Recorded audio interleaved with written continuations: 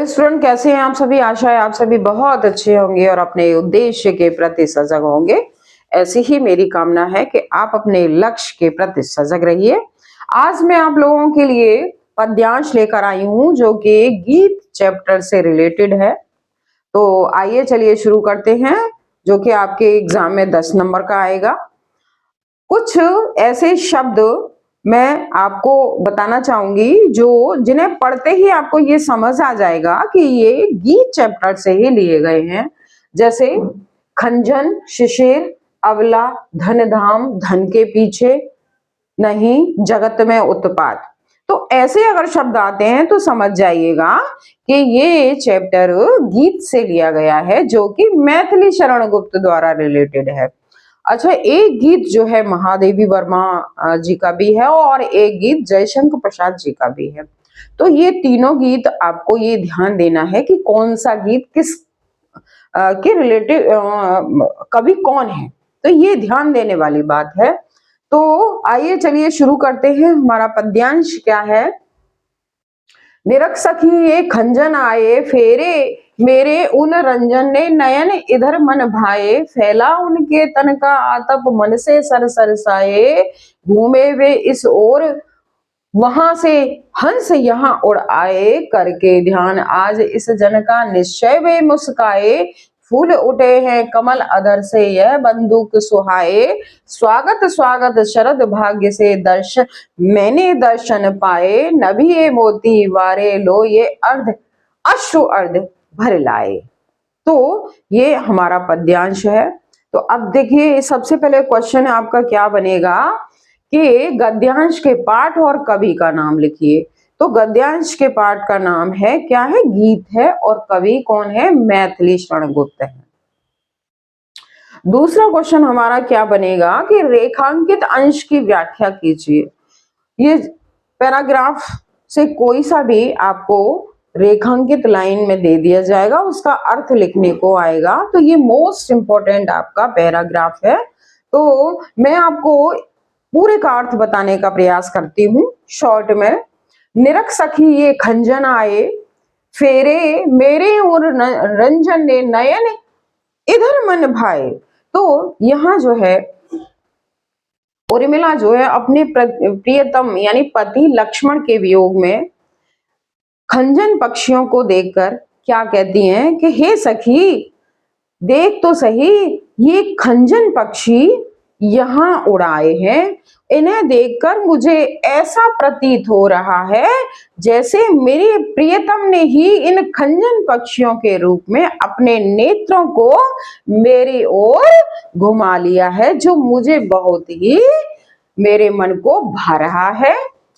फैला उनके तन का आतप, मन से सर सरसाए, और उनके शरीर का जो ताप है धूप के रूप में, यानी उनके शरीर की गर्मी धूप के रूप में चारों ओर फैली हुई है, और इसी कारण से उनकी स्निग्धता और उनकी सरसता के कारण ही मन से सर सर मीन्स होता है तालाब, ये सरोवर में भी कमल खिल उठे हैं, घूमे वे इस ओर वहां ये हंस यहाँ उड़ाए, निश्चय ही मेरे प्रियतम वहां वन में घूम रहे होंगे, और ये हंस भी वहां से उड़कर यहाँ आ गए हैं, और उनकी चलने की मंद मंद गति जो मुझे प्रतीत हो रही है इन हंसों के रूप में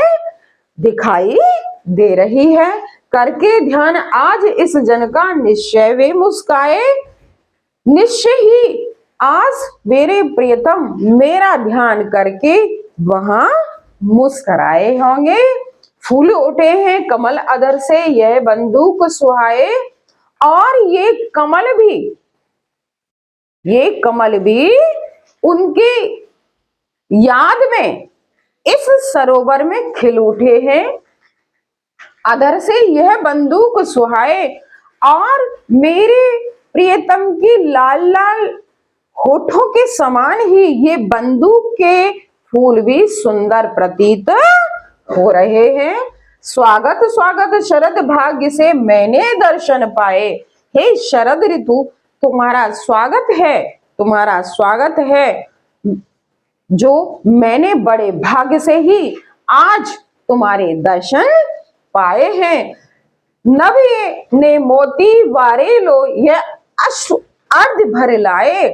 लो ये देखो कि ये आकाश ने भी बूंदों यानी ओस के कणों के रूप में, ओस के कणों के रूप में असंख्य मोतियों को न्यौछावर कर दिया है।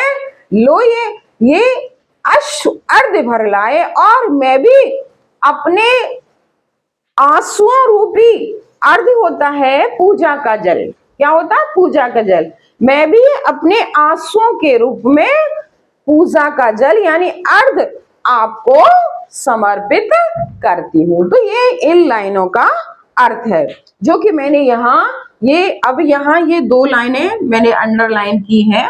इनका अर्थ है कि उर्मिला कहती है कि हे शरद ऋतु, तुम्हारा स्वागत है, मैंने बड़े भाग्य से आज तुम्हारे दर्शन पाए हैं।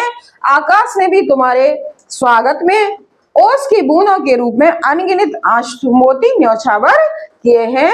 लो ये मेरे नेत्र भी तुम्हारे स्वागत के लिए आंसू रूपी अर्ध प्रस्तुत करते हैं। तो ये इसका अर्थ है। अब तीसरा क्वेश्चन बनता है, उर्मिला द्वारा किस ऋतु का स्वागत किया गया है? तो उर्मिला द्वारा शरद ऋतु का स्वागत किया गया है। आपका चौथा प्रश्न है, बंदूक फूलों में उर्मिला ने किसका आभास पाया है? तो बंदूक फूलों में उर्मिला ने अपने पति लक्ष्मण का आभास पाया है। पांचवा प्रश्न है, स्वागत स्वागत शब्दों में संधि विच्छेद करते हुए अलंकार का उल्लेख कीजिए। तो स्वागत की संधि विच्छेद है सु प्लस आगत, और यहाँ कौन सी संधि बनती है? यण संधि बनती है। और अब ये क्या है कि अलंकार कौन सा है? स्वागत में जहां एक शब्द दो बार आता है तो वहां कौन सा अलंकार होता है? वहां पुनरुक्ति अलंकार होता है, यानी पुनरुक्ति प्रकाश अलंकार होता है।